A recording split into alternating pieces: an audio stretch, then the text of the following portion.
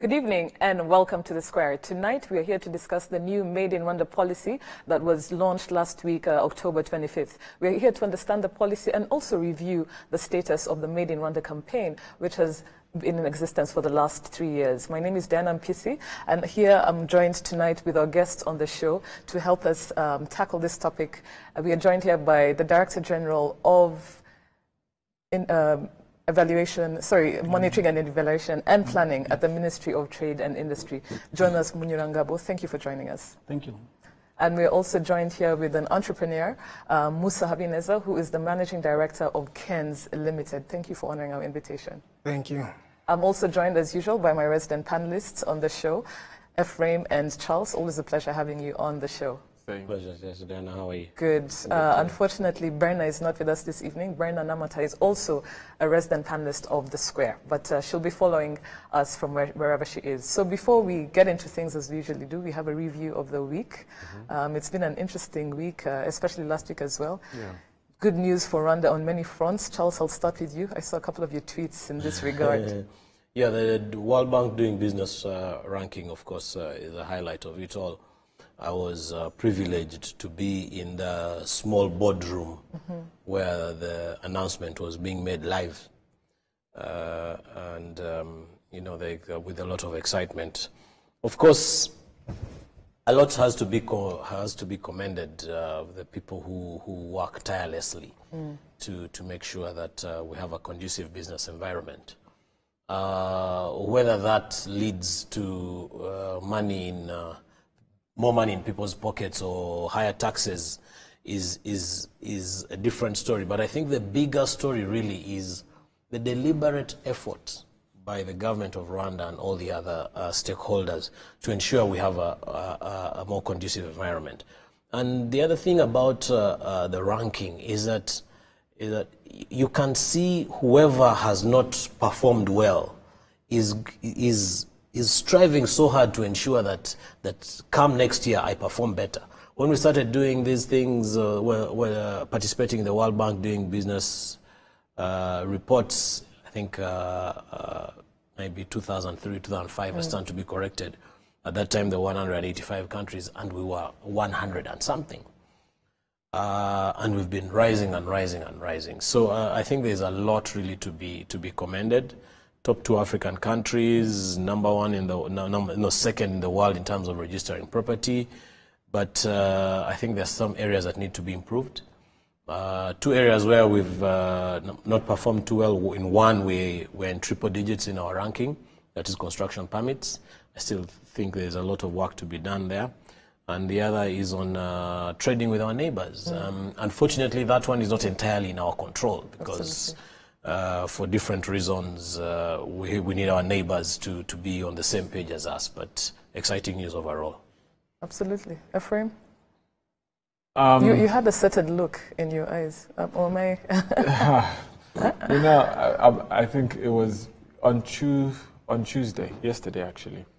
I was fortunate enough to be on a panel discussing China and whether China has ulterior motives and or they're a good trade partner. And then today, I was also fortunate to attend the unveiling of the electronic World Trade Platform. Obviously done in partnership it's government of Rwanda done in partnership with Alibaba and Jack Ma.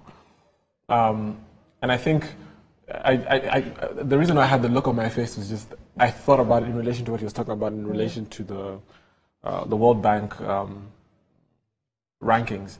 The whole idea, or at least what was really interesting, is that Rwanda is the only low-income, and I think His Excellency said this, is the only low-income country in the top 100. It's actually pretty remarkable. And I think, you know, when you're now tied into like what this electronic World Trade Platform is about, you have stuff like tourism. They say tourism, trade. I don't remember the other T's. They had payments. But anyway, around tourism, one of the things that they highlighted was that the Chinese tourist spends about $500 billion annually globally through tourism. and Rwanda only had 5,000. And Alibaba has a platform called Figly. They have a platform, it's actually the largest tourism and travels platform in China. And the arrangement, or at least what this platform will help us do, is that we will be able to tap into that platform to be able to drive Chinese tourists to the country. That's one.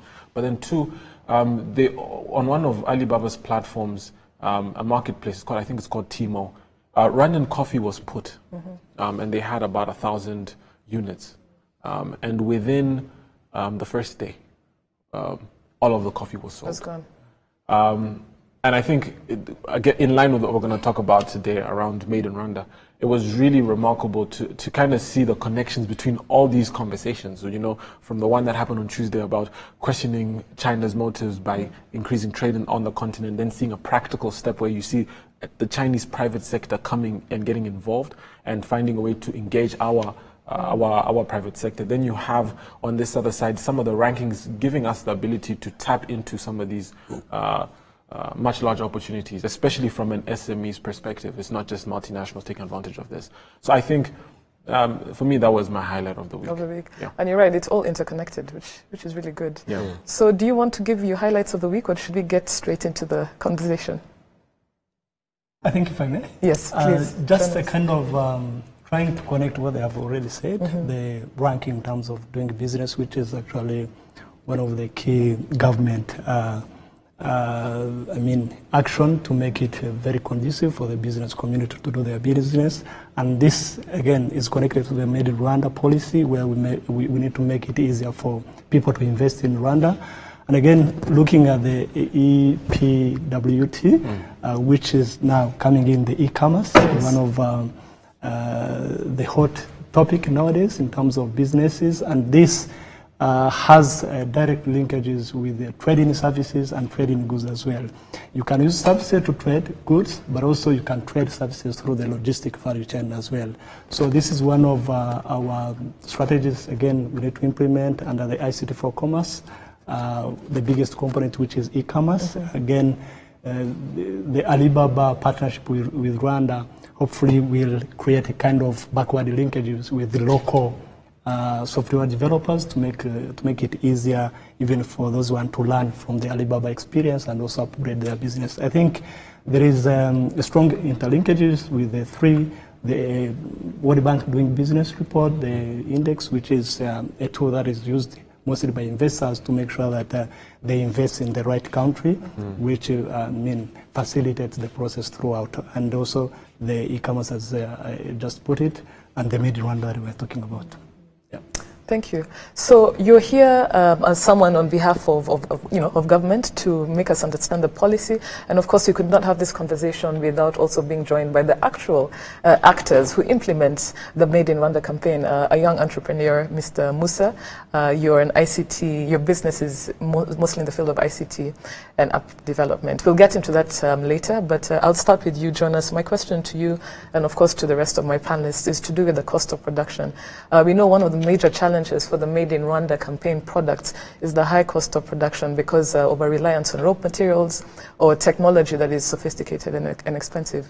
So in this regard, with directly linking it to the policy, are there some incentives that actually address this issue, that cater to Made in Rwanda entrepreneurs, that cater to the issue of high cost of production? Thank you so much, Diana. As you have just put it, the Made in Rwanda policy has got 5 pillars. Just to name them, one is to do with the mindset change, to do with the communication campaign, trying to improve the consumer's perception to Rwanda's products. Second is to do with improving quality of Made in Rwanda products. Third, which is actually the one we have just asked, which is to do with the quality of reducing cost of production. And the fourth one, which is to do with backward linkages, and the fifth one, which is to do with the sector-specific plans. So coming back to the pillar that we were interested in, which is cost of production, actually we looked at, during the design of the Made in Rwanda policy, we looked at drivers of cost of production here in Rwanda.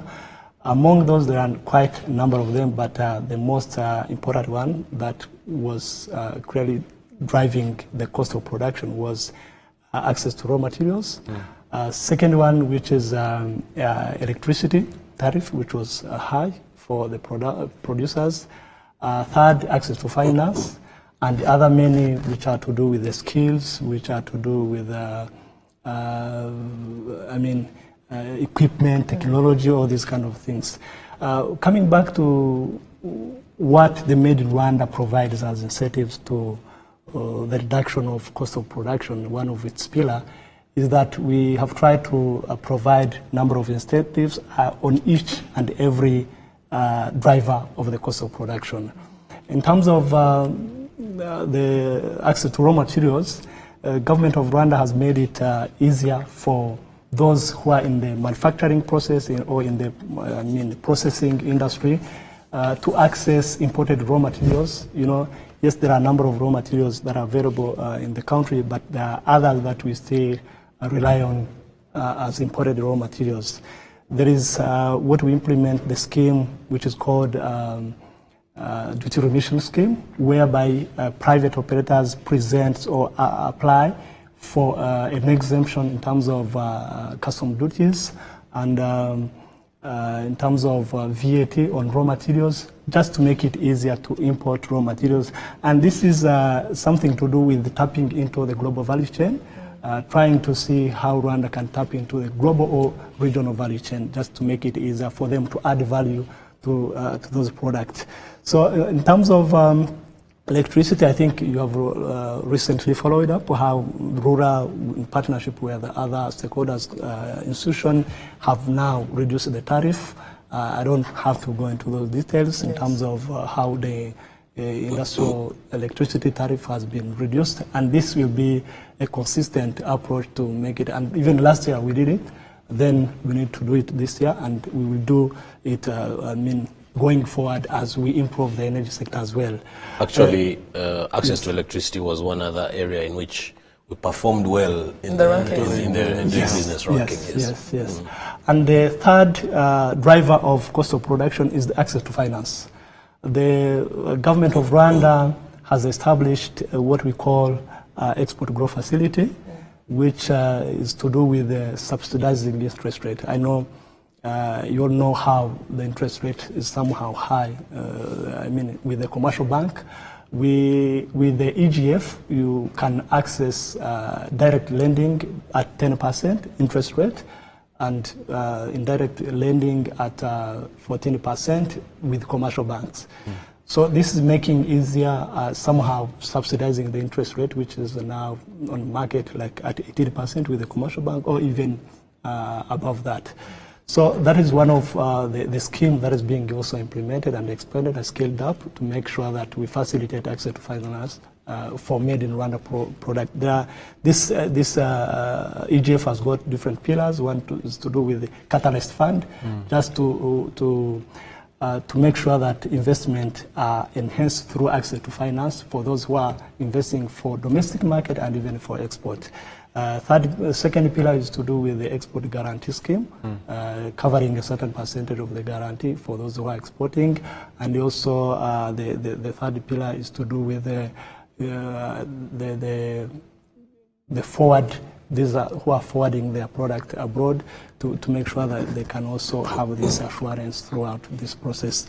I will not go further in the other, like even in education, we are doing rapid response training for those who need special skills for their industrial workers. The government also incentivizes the training of those, and also the industrial park access to service land, just to make it easier for someone to have access to basic infrastructures, land, this internet, water, electricity, as well as we even go beyond an extra mile to do with the advanced factory unit, just to have industrial or factory structures that are constructed and help the investors who are willing to come and establish, play, plug and play without investing a lot of time and even cost in the construction process, which might take a long time. So I may go with a number of initiatives that are also. I need also to talk about the government giving an example to others in terms of revising its procurement policy, just to give a preferential treatment to locally made product by 18% preferential markup during the tendering process, and also 10% to local farms, those in services like my colleague here, they're also catered for with the public policy. So that basically means if a local company bids for a job with an international company, if they're providing services, they have the local company. 10% preferential 10% or 10 marks? 10% of the, actually 10 marks. 10 marks? Yes. And if they're selling goods, they have 18 marks? Yes. Extra.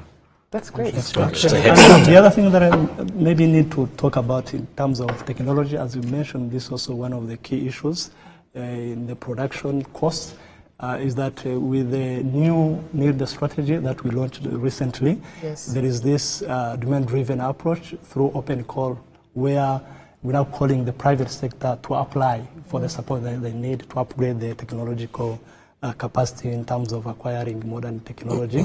This is one of the incentives that we're also applying to Made in Rwanda product to make sure that they uplift their level of production through the utilization of advanced technologies as well. So there are quite a number of incentives that goes with the Made in Rwanda policy, but I can stop. Yes. No, I think you fulfilled your duty to really inform us as well as the public on this new Made in Rwanda policy, and it's really good to see that there are serious incentives for entrepreneurs, because this Made in Rwanda campaign is at the end of the day, it's aimed at balancing our trade deficits, and it's good to know that there are incentives that are purposefully there for young entrepreneurs. Yes, Ephraim, do you have something to add? I would just want to, we all normally have policymakers on the square. Yes. And actually, from a policy perspective, you've really broken down the policy. But I think we want to take it to the next step and to the next stage and ask, how effective is this policy in actually yielding results? Have we seen have you guys seen the kind of results that you would have desired from enacting the policy? How long has the policy been in place? And what are some of the challenges that if the policy is not yielding the results you want, what are some of the challenges what are some of the challenges you're facing in regards to this policy? I just before Jonas comes in, I think I'll take Ephraim's question to a next level, and I'll not pause it. I'll just state it as it is, because when you were kicking off the debate, Diana, you said issues to do with why is it that the products are not as affordable as they should be. When you listen to Jonas speaking, you'd imagine that I would buy this shirt that I'm wearing at 20,000 francs. Yeah, but if I'm going to pay double the price, then I may as well continue buying from wherever I'm buying from. So I'll only wear this shirt out of patriotism, not because that I can afford it. Yes. You see? So, but and the specific question, the dilemma I ask myself is that if all these policies are in place, why isn't the product affordable? You will go. The other day I was totally shocked. I walked into a supermarket at Chic, Easy Buy, this Chinese supermarket, and I found shoes by Kigali Leather Company. I've not seen that quality of shoes anywhere in the market. Amazing quality. But for the same pair of shoes, if I'm to go to another shoe shop, I'll find that same quality at almost 35% less. So again, back to my point. Yeah. It's just out of patriotism. Yeah. But there's one thing, and it's all not gloomy, Jonas. C&H garments, made in Rwanda, amazing quality. Of course, it's not creme de la creme, but it is good quality. It's good quality. Very affordable, I must say, and a wide range of products. So I'm wondering, what exactly, where is the missing link, Jonas? Yeah. Thank you so much for bringing the very pertinent point, which needs to be clarified on. It's a simple law of demand and supply. One of the pillars of the Made in Rwanda is to do with the mindset change, especially for consumers. where if you don't have a lot of demand or a lot of market there, then you don't reap into the economies of scale, which means the efficiency in terms of getting your product at a low price is not happening because simply you don't have so many buyers. You are creating high-end product, actually. That's how it looks like. Yes. So in that sense, that's why the Made in Rwanda policy looks at both sides, the demand side, but also the consumer side. I mean, the production side, but also the demand side. How can we marry the two? Actually, the time we are implementing the campaign, remember the campaign was the one which started before. The policy. Then, yes, the Made in Rwanda campaign. Therefore, it advocated for the Made in Rwanda policy. The reason was that during the campaign, we are talking to consumers. Please change your mind. Make sure that you understand where your money invested in terms of buying. If I buy Made in Rwanda, then there are a number of multiplier effects that comes with that investment within the economy.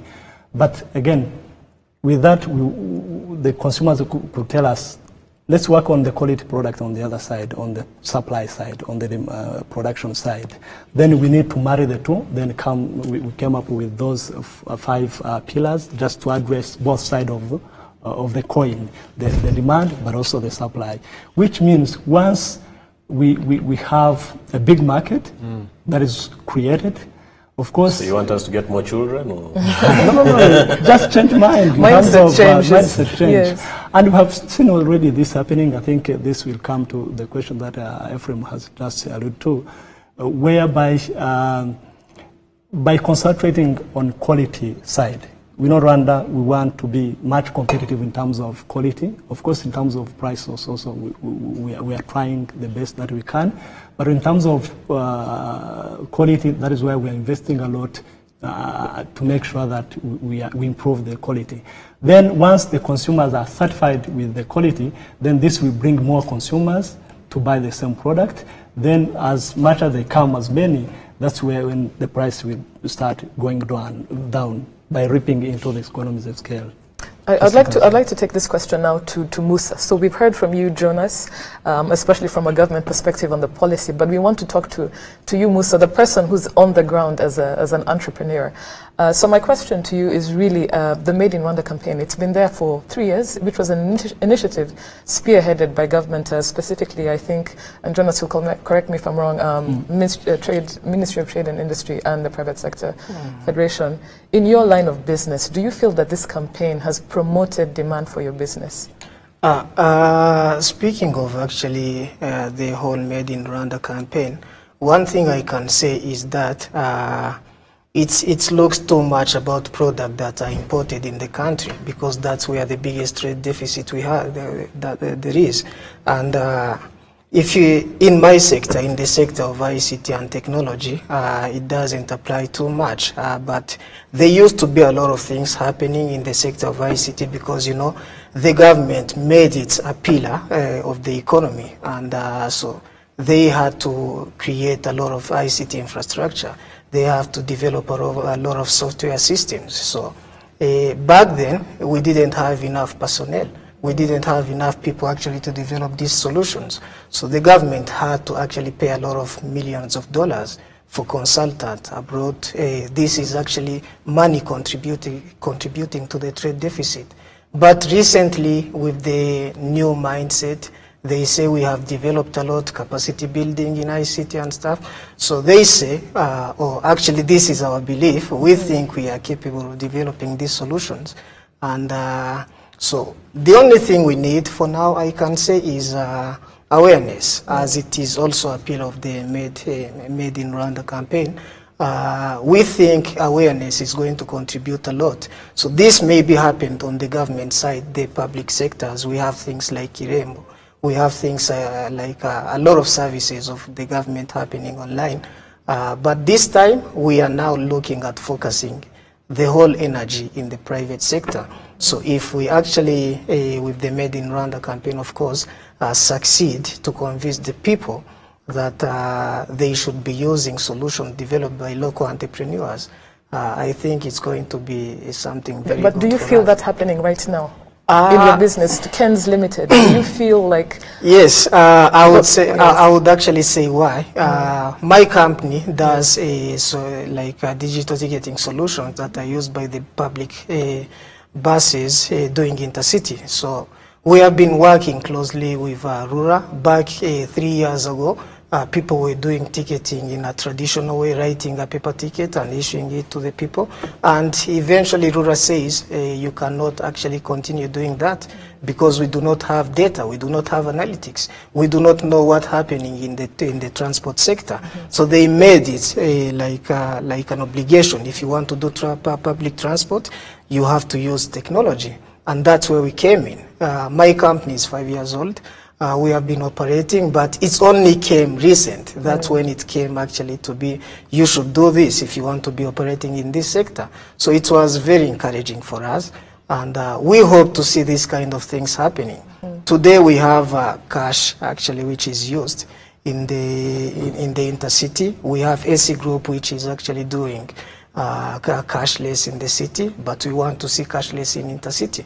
So with these initiatives, people will have to trust. They will have to say, oh, if I buy my ticket using, maybe if I buy it online, if I buy it on a smartphone, it's going to work. I have trust in the locally made product that maybe Musa or any other entrepreneur has made. So that trust is what we need, and I think it's going to come with the Made in Rwanda campaign. Yes, and just before you weigh in, Charles, I also wanted to ask you, this new policy that was launched last week, are there areas of your business that you would like this policy to address? Some of the things I would say is actually, because when you are talking about the developing IT solutions, we need IT equipment, we need servers, we need all of these kind of things.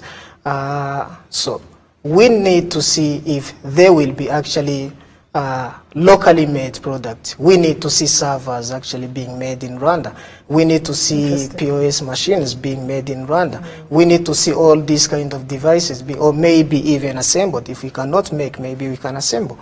So these kind of things which are going to break down the cost and take it very low. I think I know Charlie wanted to come in, but I just want to throw a cat amongst the pigeons. Just because, you know, when you talk about, we actually, I think last week we talked about industrialization. Yes, and I think we've mentioned this industrialization, and obviously I think my sentiments around the challenges around industrialization are very common. But another aspect to it in relation to what we're talking about is, you know, when the private sector, and let's take for example the international community, when the people we seek FDI from, when they perceive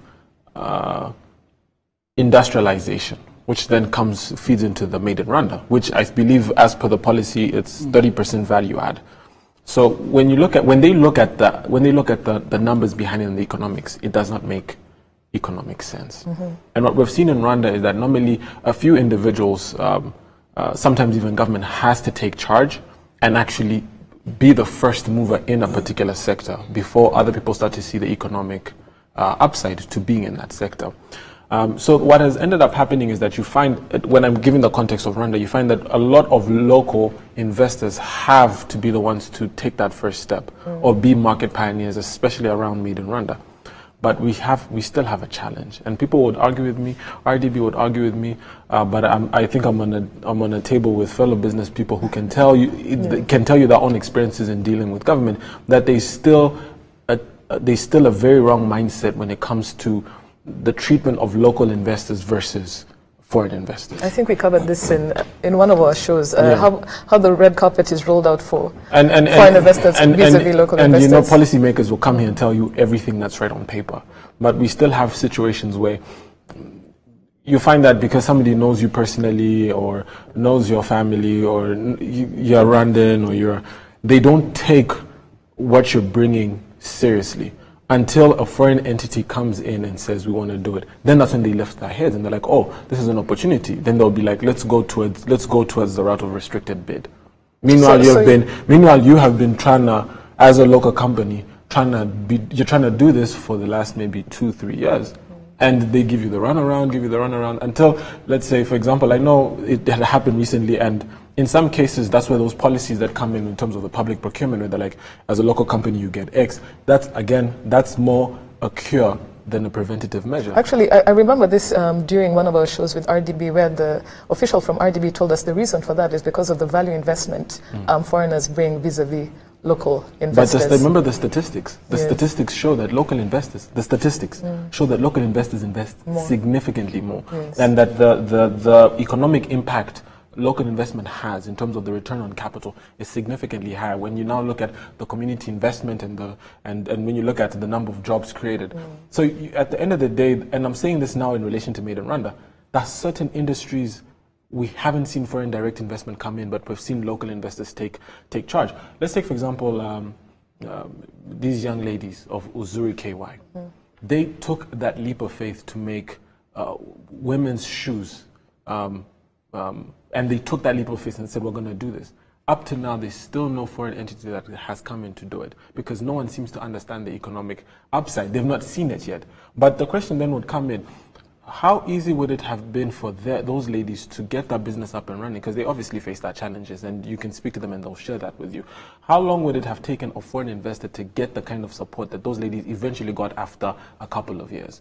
And this is the question, the questions we need to ask ourselves around mindset is, how are we perceiving the role of private sector, especially local private sector, in Made in Rwanda, and how are we empowering them, even beyond the guarantee funds? And it's the mindset of, when a local investor comes in, he's going to go into a sector no one has thought about. He's going to go into e-ticketing between with intercity transport. How are you perceiving his pioneer and maverick endeavor vis-a-vis him not being a foreign investor? I think for me that's a very, very pertinent very issue. valid point. Yeah. Charles, you wanted to weigh in? Yeah, Musa said something that really tickled my mind, and it's around how government does all these wonderful things, but we do not necessarily, as the private sector, and I'm also guilty of that to a certain extent, tap into those opportunities. And I'll take an example of what he said. When Rura was concerned that they were not capturing all the data of people using public transport, they therefore obliged all the guys in the public transport space to go electronic. That then created an opportunity for people in the business, like what Musa does, to be able to plug in. And I'll probably ask ourselves this question: have we done enough to plug into those opportunities that government has put there? For us, I'm sure this is not my usual rhetoric, but it's just something that Musa got me thinking. And if you look at even the special economic zones that Jonas was talking about earlier on, or look at all these incentives that the government has created in the housing space, with all the money they are pumping into the Affordable Housing Fund, how then are we preparing ourselves to be able to plug into that space, so that by the time we're asking for all that protection or opportunity or creating a market, we say, yes, I really want to set up a glass factory to provide all the windows and all whatever glass works will be needed in the 10,000 unit development that's coming up, because Rwanda Housing Authority or BRD or whoever is in there has provided that opportunity. I think on our part we haven't been as bold enough as we should be. I think later I will take on Jonas on something else that I think they should be doing better. But that's the point I wanted to raise. No, but I like your point, Charles. And this rhetoric I know has been said many times, especially by people in policy level, that the private sector needs to just be a bit more creative, a bit more bold than they currently are, because these opportunities, I think government can only do so much at the end of the day to create a conducive environment for businesses to thrive. But I just want to quickly say this, because I feel like, again, we can't say the private sector is not taking up these opportunities. No, I didn't say we are not. We are not. We are. I just say we are not doing it enough. And probably the IT sector is different, because the IT mindset trains you to always think ahead of the Absolutely. game. Yes. Absolutely. For us who are in the other services or people sell goods, Yes. it's easy for you to put your targets there, and once you hit your targets there, you almost drop into a comfort zone, or you say, you know, you're the only one playing in that field. It's so easy for you. But the IT sector is a bit different. You know, you always want to think ahead of your game. What's the technology of tomorrow going to be like? Jonas, you wanted to weigh in? Yes, thank you so much. I like the point that Charles has just made, which is to do with the private sector uptake to these all incentives and opportunities that are provided through the government policies. They are somehow catered for, not somehow, actually catered for with the Made in Rwanda policy, with the pillar number 4 and 5. One which is to do with backward linkages. Backward linkages just mean how do we make sure that the existing farms can work together, either through joint venture or through the supply chain with the anchor farms, all these big farms coming in as FDIs. So this kind of creating synergy, creating a kind of information synergy to make sure that they, can supply the raw materials or can supply the goods that are, that meet the basic or minimum requirement by the anchor farms. The second, that is very easy to say. Yes. I'll give you a classic example. Yes. This German investment comes into Rwanda to build walls out of straw.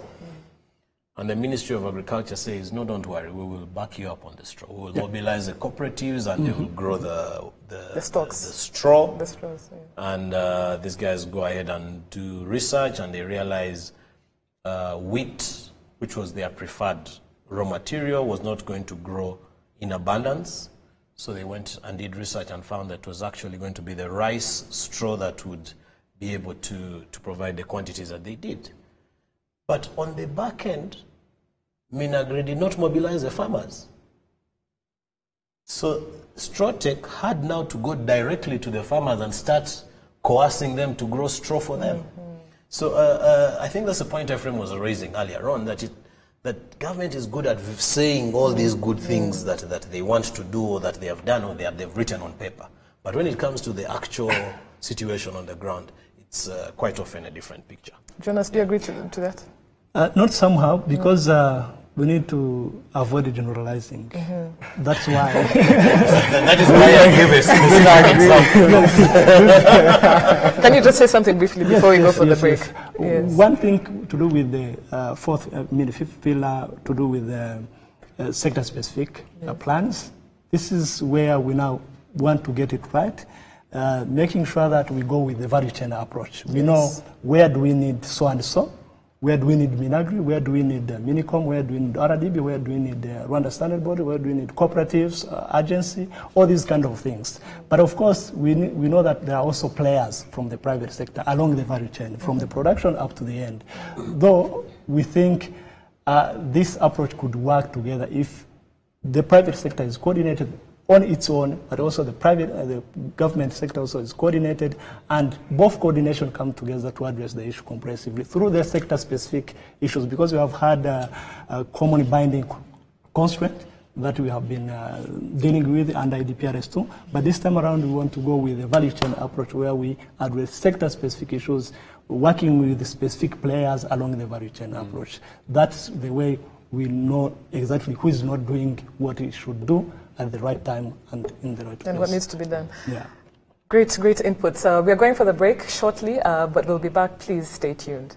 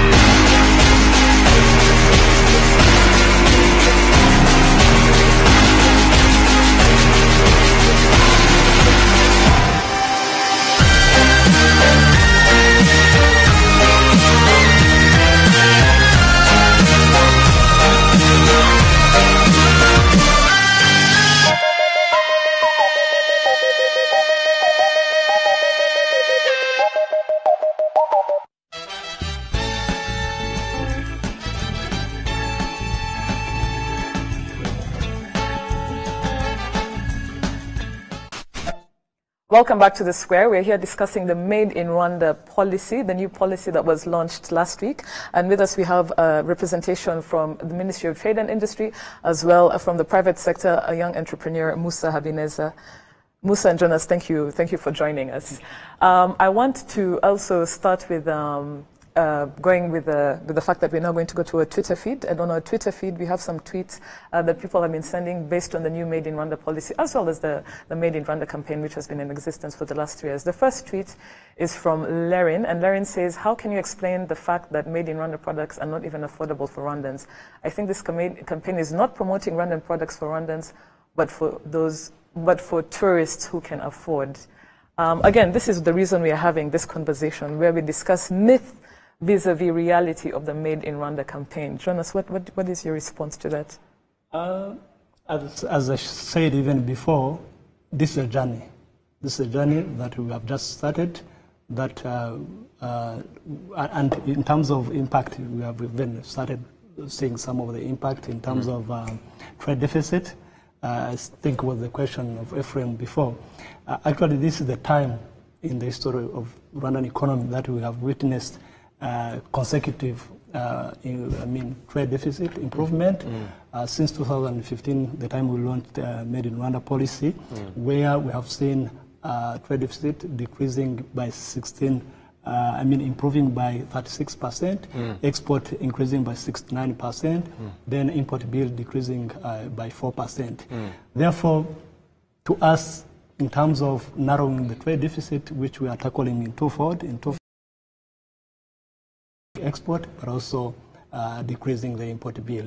Therefore, we understand to some of the sectors there are still expensive Made in Rwanda products that we have still to tackle by applying those incentives to narrow down the cost drivers.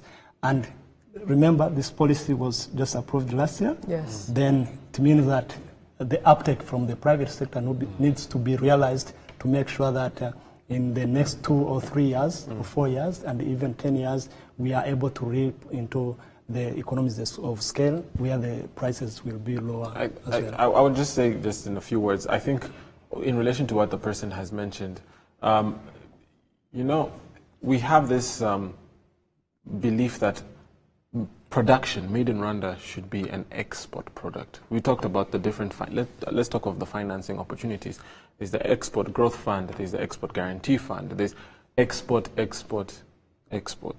But at the end of the day, there's also meeting local demand, and that's where the challenge is. At the end of the day, if we're going to meet local demand, there's a certain price point that works with local demand, and what's being done to ensure that. And I think once, again, it's there addressing the policy, but I think when we do speak about these things, the rhetoric seems to be heavily skewed towards exports. And that's why it seems like there's probably a mismatch in terms of pricing. And I think it would be nice to know how that can be addressed, probably in the long run. In the long run. But let's just keep on going, reading the tweets. Of course, we'll address this later. The next tweet is from someone who is called Richard Rogera, and Richard Rogera asks us, one of the drivers for cost of production is the Made in Rwanda success is Export Growth Facility Fund, which is what you spoke about, Jonas. Yes. And so he asked what will be done differently this time around, and his critique is that the BRD facility has been shunned by most exporters because of being too stringent and a lot of red tape in place. I think on that we are working on it. Actually, we are more advanced in terms of revising the eligibility criteria for the EGF, just to make it easier to access by startup, by also those who are working for local market, as I have just put it. Because what we are trying to do is to address the trade deficit, but also creating jobs for Rwandan people. So we think it is very important to make it easier, though the naming might be the same, because we want to make it more open to the wider market, international market, which has got some kind of correlation in terms of productivity, accessing, wider market, not only Rwanda, but also open to other markets. Therefore, we think this time around the EGF facility doesn't exclude the local production for local market as well. Okay. No, I can tell you personal experience. For the first time, when I went to the bank, they were trying to sell me a cheaper facility. You know, it's like going to a shop and you want to buy something for 50K, and the guy's like, no, I have something that can deliver the same quality can give you the same quality of service, but it is 20K. So I remember I went into one of the local commercial banks. I'm not going to do advertising for them. I was talking to the individual who was representing the bank, and he's like, why don't you, for one of our trade transactions that was export oriented, and he's like, why don't you apply for the export growth facility advice to give those out versus that normal commercial loans. Our next tweet is also from someone who asks a very interesting question, and this person, I would like to read this tweet. This person says, why are these guys not putting on Made in Rwanda attire? Be the change you want. So, BG, I'd like to inform you that this show specifically is Made in Rwanda. I am wearing Made in Rwanda, my jewelry and including my top. Jonas here is wearing a suit made in Rwanda, all the way from Rubavu. Yeah.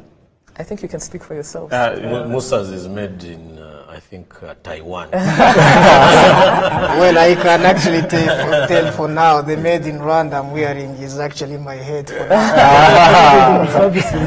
but on a serious note, I think we need to be very deliberate about these things. And Absolutely. I will link it to what Jonas said. But can you also state that you're also wearing? We're wearing Uzi collections. Quite obvious. Made in Rwanda. Yeah. Very expensive. We need to be very deliberate about these things. Yes. When the government of Rwanda wanted to go ICT, and this is the point Musa was raising earlier on, trained engineers put tax exemption on a lot of these IT and IT products that were being brought into the country. We were very deliberate on it. Today, the government of Rwanda is going big on affordable housing. They're saying we'll waive infrastructure costs for people going into that space. We'll set up an affordable housing fund and many other incentives that are available. So in the same breath, if we want to really drive this Made in Rwanda campaign, we have to be more deliberate. Yes. If it means that on the Dress Down Friday, all government employees and are told that you must wear Made in Rwanda, so be it. If we are saying that we want Made in Rwanda sports clothing, and on Car-Free Day or the Friday afternoon when they go for sports, there's Made in Rwanda sports attire, because I don't know whether you guys are aware that the government of Rwanda actually spends a lot of money on one, subscription for its employees at these sports facilities, and some of these guys, they actually buy sports equipment for them. So it has to be a deliberate yes, it process. has to be extremely deliberate. Yes, I, at the risk of bragging, I have made a deliberate choice that, thank you first of all, Diana, for having made for us the choice that we shall be appearing in Made in Rwanda clothing on the square. Yes. But I, for one, have made a deliberate choice. Every Gusaba I attend, I'll be wearing Made in Rwanda. Absolutely. But unless the hosts dictate that I dress otherwise. But, you know, we have to be extremely deliberate, and that's, I think, purely government's role in all these things that we are doing. Yes. Our next tweet is from Jean-Jacques Kofi, and Jean-Jacques Kofi, in his tweet, asks us, how do you define a Made in Rwanda product? By the fact that it has been made with just products and fabrics from Rwanda, or just the fact that it is a product made by a Rwandan but not with material from Rwanda? Can I add to that as well when he was talking about Made in Rwanda? Because you're wearing a suit that's made in Rwanda. Yes. So the question is, are we also adding to the fact that Made in Rwanda is about style? Because you could have a suit that looks westernized, that is Western as, like he could have a suit looking like this, but it could also be made in Rwanda. So just to add to that, like what is the definition of Rwanda? Is it just limited to a particular style that's linked to our culture? Thank you so much for bringing that point. We really need to define what is Made in Rwanda product. I think even during the launching event of the Made in Rwanda policy, we even launched the Made in Rwanda mark, which has got a number of criteria for a certain product to access the mark or the logo. One is to comply with the quality aspect certification. Second is to comply with the rules of origin criteria. Rules of origin criteria, there are mainly three. One, which is to do with the wholly produced. If you have the product wholly produced in the country, let's say, for example, if it's a furniture which is produced from a tree, or a wood which was planted here in Rwanda, then that is wholly produced. Or a meat which is from a cow born and raised in Rwanda, then that meat is a made in Rwanda meat. Yes. So there is a second criteria which is to do with material content. The material content defines a product. You know, product has got nationalities, as people do in international trade, which the criteria number 2 defines a made in Rwanda product as a product which doesn't exceed 70% or 60%, depending on category of product, of material content which is imported. Therefore, this implies 30% value addition as a minimum for a product. You may be importing different fabrics, you may be importing different tissue, and any other product in the process of manufacturing a product, but at the end, the value of that final product that we have made, if the material content, the value of the material content doesn't exceed 70%, then that product qualifies. What about in the case of services? So example, in technology, because you're using human resource mainly, no? Yes. In a situation where, let's say, the team comprises of 80% foreign staff, does that mean that the service is not made in Rwanda? It depends if they are among it depends on the nature of the service you are providing. If it's just a service, you look at number of people who are providing that service. If you don't have a local content of a local person, then that is not a made in Rwanda service. But I would think that the service is being provided to Rwandans in Rwanda, so therefore that's a made in Rwanda service. Although that maybe the foreigners form a majority of that company or service provider, but the fact is the service is in Rwanda and it's being given to Rwandans.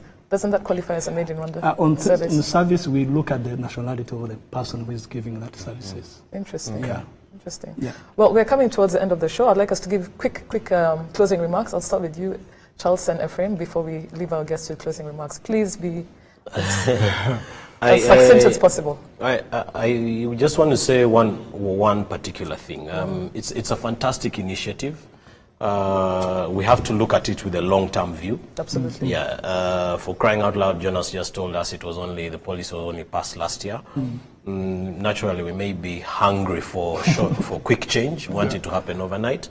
But we all have to look at it with a long-term view, and at the risk of repeating myself, government has to be deliberate. Yes, absolutely. Yeah. I think I'll highlight more on the aspect of what role the private sector has to play in all of this. I think and when I say the private sector, I mean the entire ecosystem. So the people involved in the actual value chain in terms of product processing and selling, but then also the actors who support. So these are the financial institutions, even insurance companies. At the end of the day, they have to all, and we talk about this on the square, they all have to coordinate within amongst themselves in order for it to be effective. And for the policies to actually start to yield results. Closing remarks, Musa?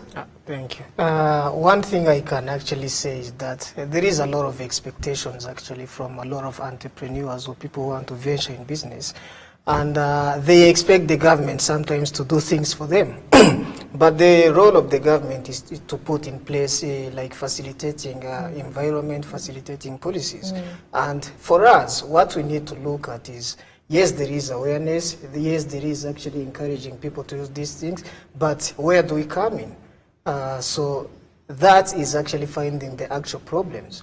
There is a problem. For us in ICT in the beginning, we don't have any solution. Like, we don't have a product or anything. So we look at problems that people have, and that's how we come up with solutions. So the same thing can happen. He actually mentioned that they want to create sports equipment, maybe for the people for the government servant.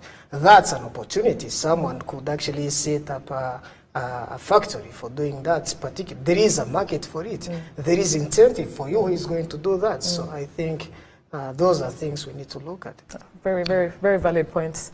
Jonas, closing remarks? Thank you. My closing remarks would be that everyone has a role to play to make successful implementation of the Made in Rwanda policy, be it government, be it private sector, the civil society, the researchers, the academia, the development partners, everyone, and even from the individual level up to the corporate level.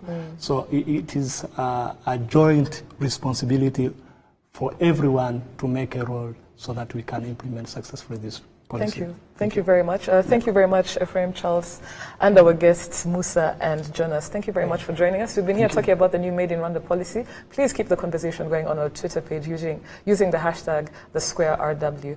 I'd like to take this opportunity to also thank our partners, Uzi Collections, Made in Rwanda, and Bourbon Coffee as well, Made in Rwanda, as you can see. Thank you very much. Please stay tuned for our next show next week. Same time, same place. Have a good evening.